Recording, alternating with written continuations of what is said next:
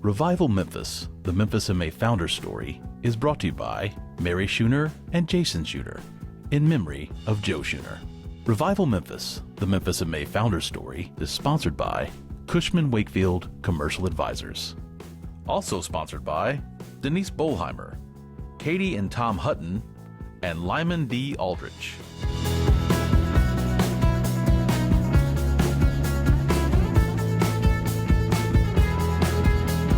Memphis is one of the most exciting cities in the world. Frommer's travel guide just named Memphis one of the best places to go in 2019. CNN Travel named Memphis #1 in its list of the 5 best places to go in the world in the month of May. And why not? It's the home of the blues, soul, and birthplace of rock and roll. It's the distribution capital of planet Earth, the world headquarters of FedEx, the home of the nation's innkeeper, the city where Holiday Inns took off and transformed the hotel business worldwide. Memphis is the city that gave rise to the world's first supermarket, Piggly Wiggly. Our city is also known as the cotton and hardwood capital of the world. A survey of 9,000 high-achieving high school and college students, as well as young professionals, recently named Memphis-based St. Jude Children's Research Hospital as America's #1 dream employer, taking the top spot from Google. Stax Museum of American Soul attracts music lovers from across the planet, and the place where the blues was born, Beale Street, has become Tennessee's #1 tourist attraction.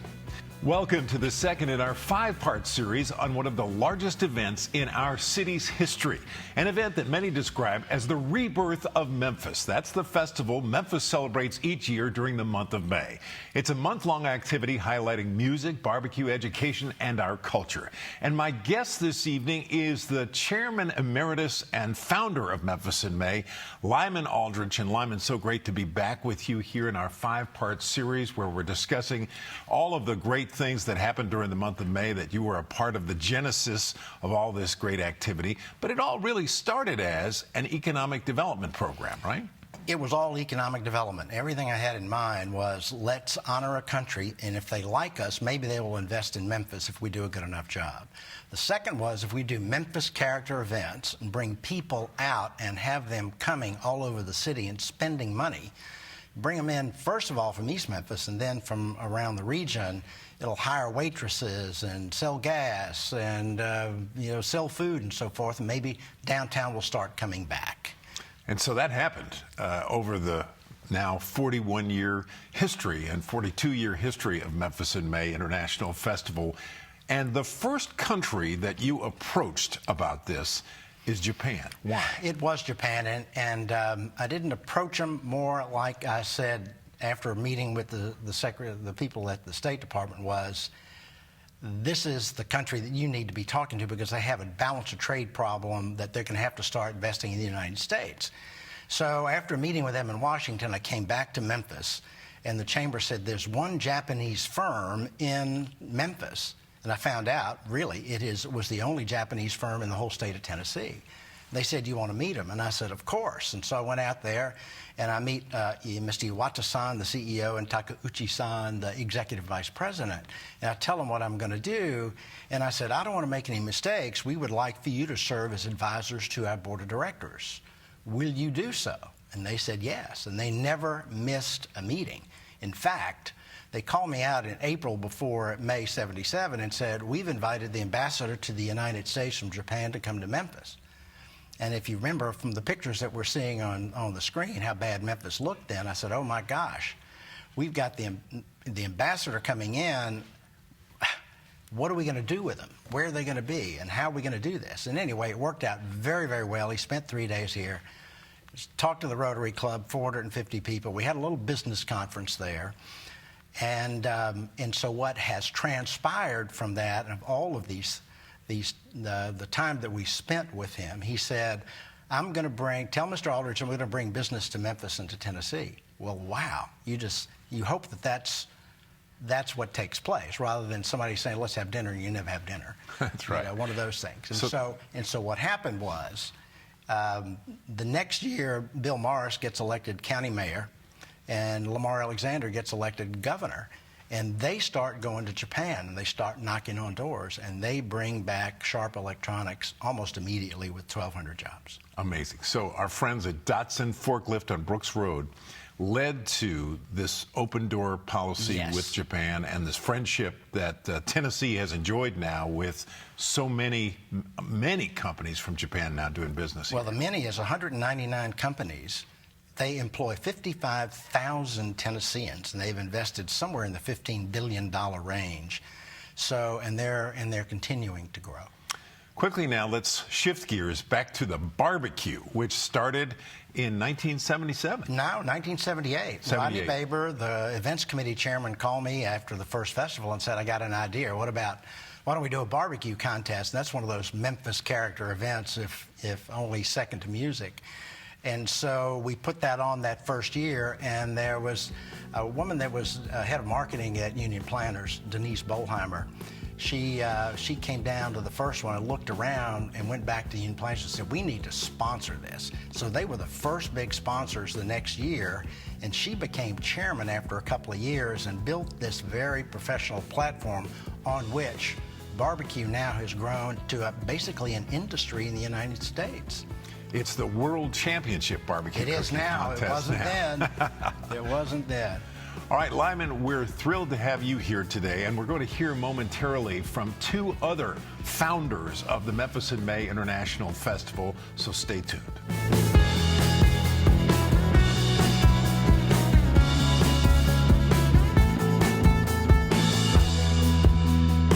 And we are joined now by two key figures at the genesis of Memphis in May International Festival. Joining me right now, the former Supreme Court Justice George Brown, who is a three-term former Memphis City School Board member who was named to the state Supreme Court by Lamar Alexander when he was governor, and then served 22 years on the circuit court, re-elected 3 times there. So George was a founding member of the board of the original Memphis in May International Festival. So good to have you with us today. It's my pleasure. Judge Brown, and a very familiar face to Memphians who've been paying attention to what's going on here since the 1960s. He was elected sheriff 3 times back in the 1960s, starting in 1964. And then in 1978, he was elected Shelby County mayor, elected to that position 4 consecutive times, and left office in 1994. And we were just talking about, it seemed like 15 minutes ago, but 1994 is starting to be a few 24 hours ago, 24 years. Right. Well, thank you both for being here to talk about the origins of Memphis in May. You both were here then. And Mayor Morris, you saw the opportunity to open the door to Japan with Governor Lamar Alexander, who was elected in 1978, the same year you were elected to office then. And you found a way to connect the Memphis in May International Festival and all the good feelings that came from the 1977 original festival and turn them into something real for the Memphis economy, right? Well, you know, Joe, I think you have to turn the calendar back a little bit to see what was the attitude and the atmosphere in Memphis in 1978 and 1977. When Memphis in May started, we had a pretty bad attitude about ourselves. Well, we felt like we were down. And, of course, the rest of the country saw us as a down city because the assassination of Martin Luther King, we had all civil rights problems, we had labor problems.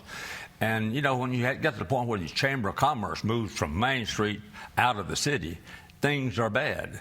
Well, Memphis in May was a terrific idea. It came along at a time and said, look, we're better than we think we are. We need to tell our story. We need to determine what our assets are and tell that story. And I was elected mayor about that time, and Lamar was elected governor. And then the business community decided, along with the fact that Memphis in May had brought Japanese to Memphis in 1977 for a look at our culture and determine what kind of city we were. And the Jobs Conference, we made a decision to say, look, we've got to be looking beyond Memphis and Tennessee and the country. We can look globally, and because we need business. We need people to see us for what we are. So once we discovered the Mississippi River was an asset and the airport was an asset, and we had location, and came up with the idea of having Memphis America's Distribution Center, it gave us an opportunity to speak to our assets and move around the country. Lamar and I went to Japan only after they looked at us as a potential site for an opportunity to grow a business. And we met with the Sharp officials and so forth. Memphis and May brought them, and we went to Japan to sell them. And that's about what happened. And so Sharp Electronics ultimately came here. And as Lyman just mentioned, 199 Japanese companies now do business in Tennessee, employing some 55,000 Tennesseans. So that's an incredible door that got open through Memphis and May International Festival. And what's happened since then has been truly remarkable. Now, Judge Brown, we're thrilled to have you here today because you were on this founding board. And what many people might not realize, the mayor just alluded to it, we were a very divided city in the 1970s. We had gone through Dr. King's assassination, and social organizations were essentially segregated. But this organization, Memphis and May, deliberately determined to unite the community around some great ideas, and you were part of that very beginning. Can you give us a sense of what happened for you at the very beginning of Memphis and May? Well, I think others deserve the credit for being visionary.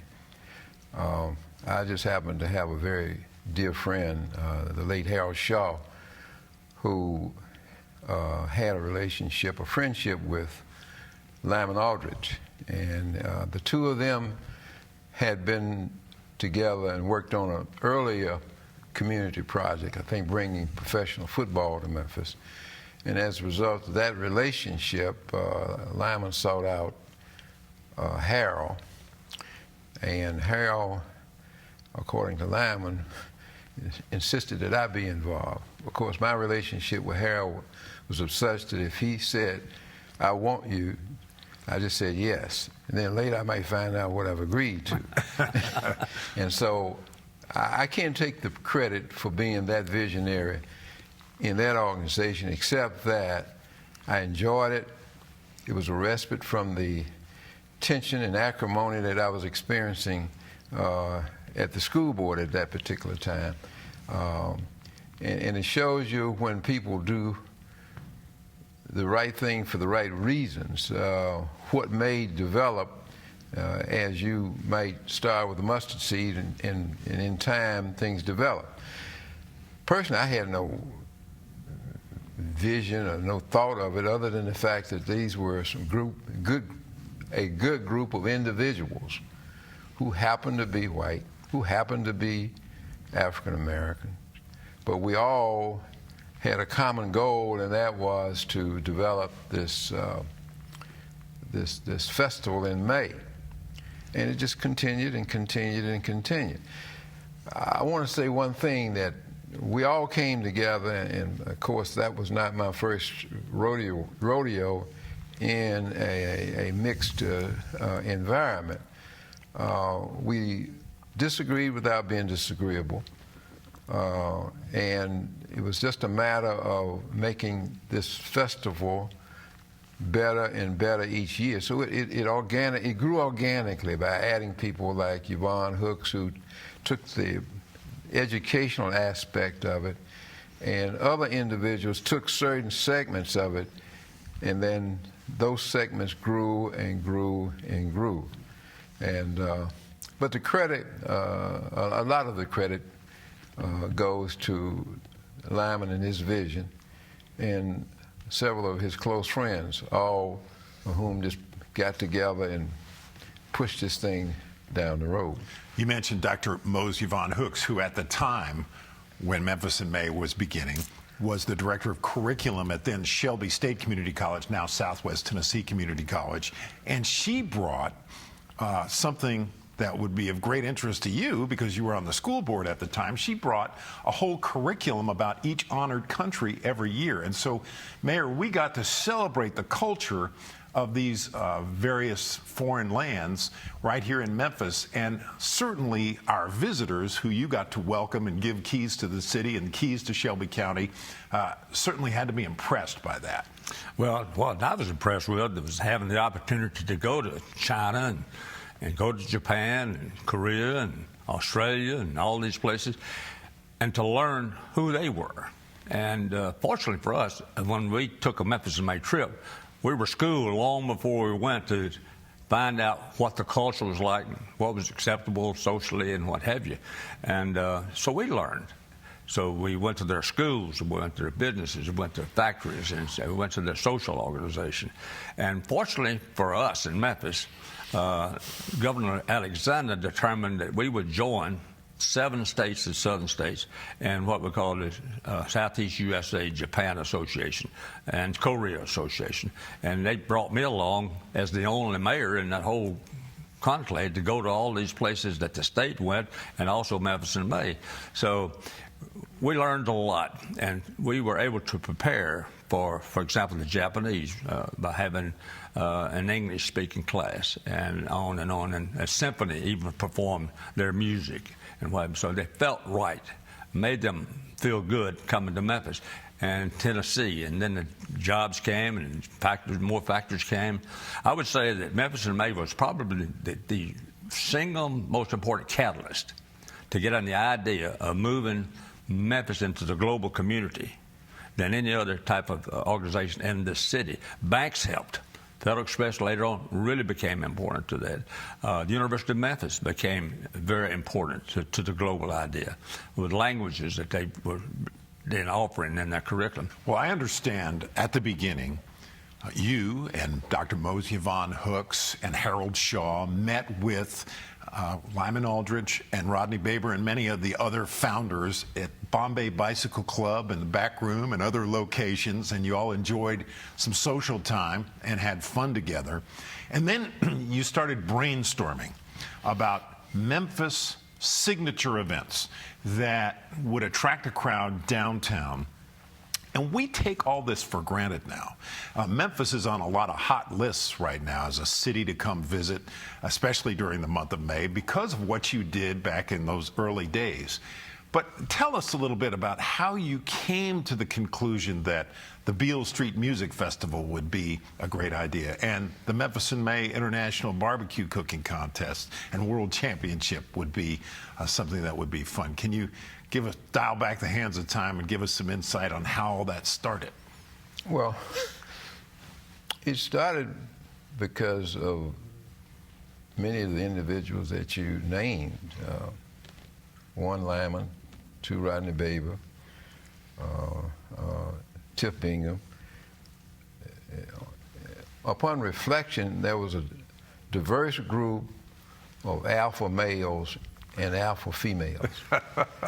You know, and I can say that I didn't come to that group to lead.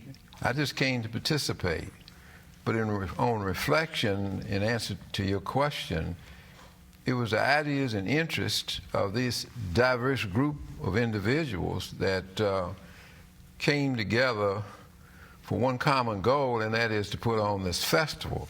And the festival grew organically.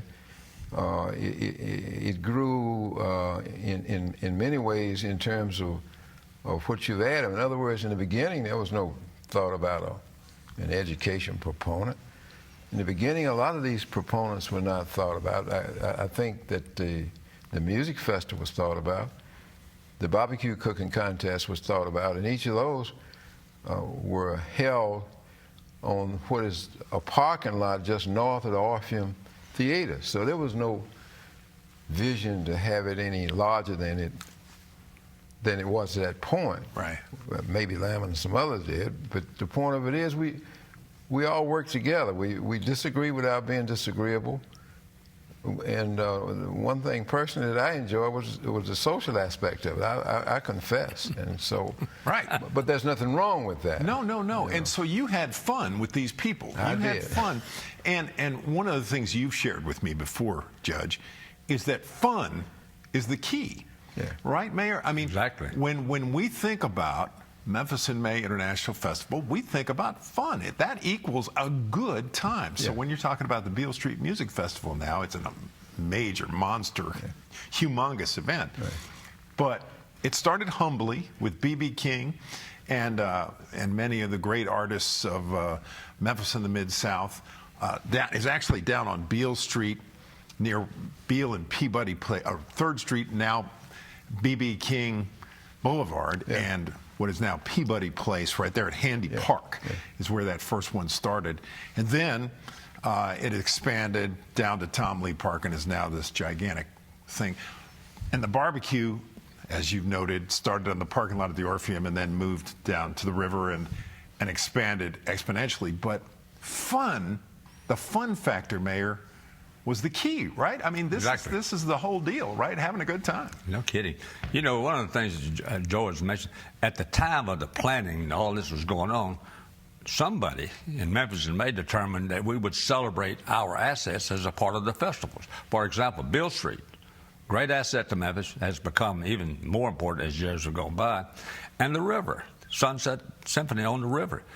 And in celebrating the river, we were celebrating the symphony and the amenities of our city. And you could go on and on and on. If you followed the agenda of Memphis in May, you will find all of the assets that we like to talk about around the world. And that's what makes it even more important. Then you add the business conference, and then you have the great chefs coming in and preparing the foods of our honored country. Now, Harold Shaw was the man who invited you to participate in Memphis in May, and Correct. Harold Shaw was an executive. Unfortunately, he's gone to his reward. He was an executive with Universal Life Insurance Company. We've just redone that building right down there at Martin Luther King Boulevard and Danny Thomas. And in many ways, the organization that formed around the leadership, the founders of Memphis in May, was the first integrated board for a citywide event. You know, the Cotton Carnival and the Cotton Makers Jubilee were completely divided. They were things that happened in the month of May that were racially segregated. And this was an organization that came to life quietly as enlightened alpha males and alpha females connected. And there really was something to uniting all the people. And Lyman has told me, Harold Shaw says, are you really going to listen to us in terms of, you know, African Americans really being able to communicate and extend their ideas to white leaders? And Lyman said, yes, sir, we're going to listen. We're going to listen to what you have to offer. And look what happened as a result of that. It's regrettable that Harold Shaw is not living, because he should be sitting where I'm sitting. Because he had never met a stranger. He was that kind of guy, very outgoing, and what he saw and what you saw is what you got.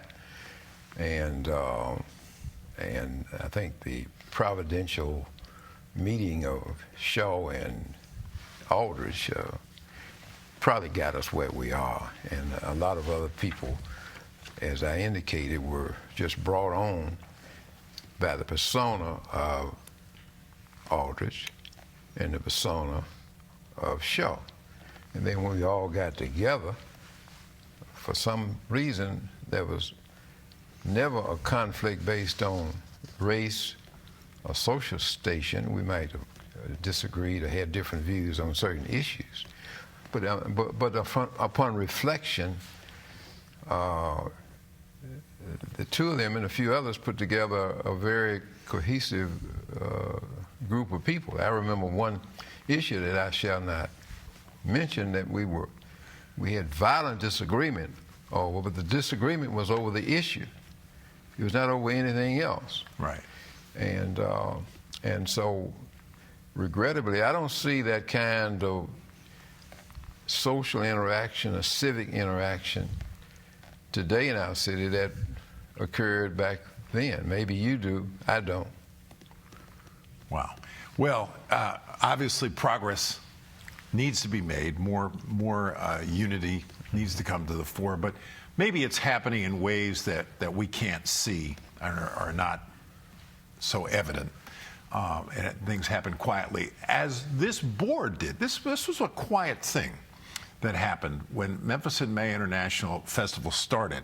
It started quietly, as you and Lyman and the others gathered on a regular basis to try and brainstorm and come up with Memphis themed events that made sense, Mayor, then this all, like a farmer can't see the growth of the seed that he's planted, but this all happened quietly, and look where we are now. I mean, we have some incredible events that our whole city's identity is deeply connected to. When we talk about Memphis, Tennessee, we talk about a personal friend of Mayor Bill Morris, and that's, of course, the great Elvis Presley. And we talk about the Beale Street Music Festival and music, and we talk about barbecue.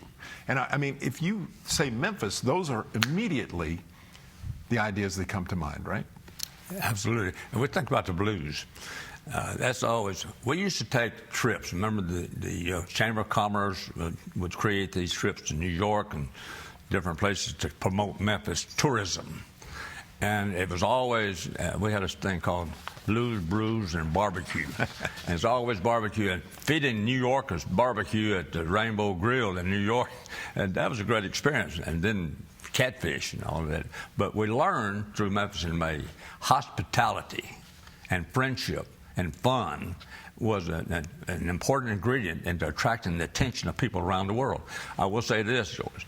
Everywhere we went, in all the countries, whether it was Italy, and I made many different countries with the Memphis in May group, the African Americans who were with us were actually sought out by the people we were visiting. And they were a very important part of showing that we had a culture that allowed for people, black and white, doing business together with a common cause. I thought that was an important message to share, whether we were in Japan or Korea, wherever, that we were not divided. We were carrying a mission of commonality. Mm-hmm. The name of this program is Revival Memphis, the Memphis in May founder's story. And George, you really were one of these founders. And what I think the moral of this story is that diversity works. When you look at the long run and the long arc of the history of this festival, when it came together with black people and white people in our city, they produced something that really has stood the test of time. And this is a universal story that applies to any business, that applies to any community event. When we bring good people together who represent all the community, look what can happen, right? You're absolutely correct. You're absolutely correct. All right. Well, we are delighted to have with us the mayor of Shelby County, Tennessee, elected 4 times, the former sheriff, elected to that position 3 times, Bill Morris, the Honorable Bill Morris. Thanks for being with us today.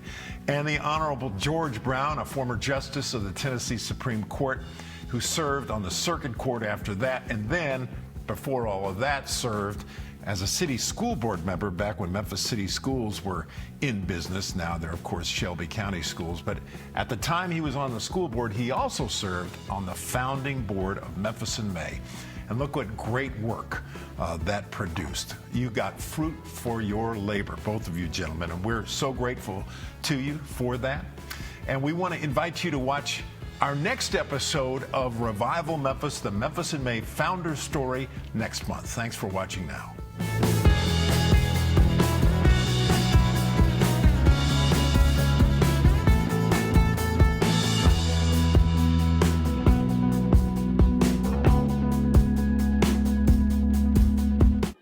You're watching the Library Channel, a broadcast service of the Memphis Public Libraries and the City of Memphis.